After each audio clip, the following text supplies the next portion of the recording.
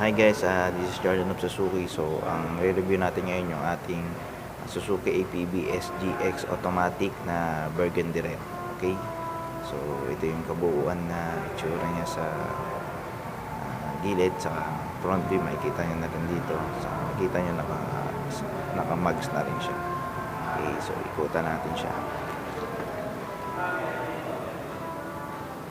Okay. Okay, dito tayo.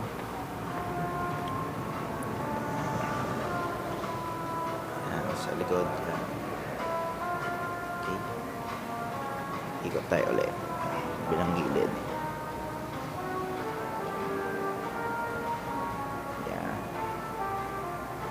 Ayan, okay. So, pasok tayo. Makita naman natin yung loob. So, all power. Okay, central lock na rin. Binuksan nyo. Okay. So, ito, dual airbag na siya. Ayan. Dual airbag.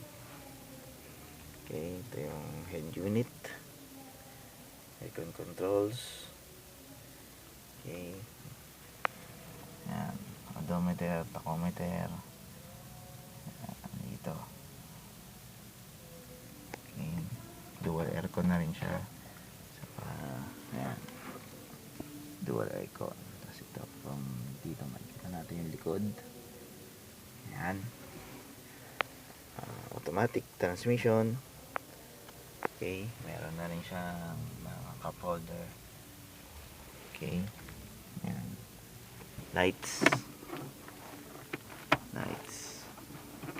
Visor. Ayan.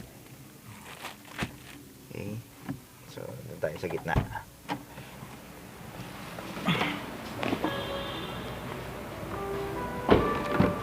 So, ito yung gitna. Ayan. So, may dalawang upuan dito na captain seat na rin siya. Itong captain seat natin ay higa to ng 180 degrees. Pwede mong galawin to. Okay. So, may cup holder na rin siya. Ayan, ito yung dual aircon niya sa likod. Okay. Tingnan natin yung likod. Okay, sa likod naman. Ayan. Ayan.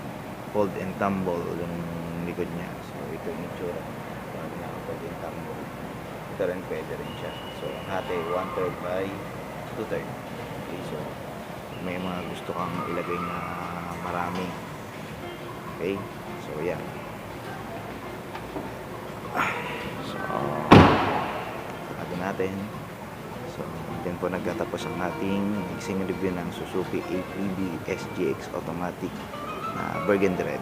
Okay, so sa mga interesado na bumili or mag-inquire sa APB, i-text lang po ako sa number na sa screen.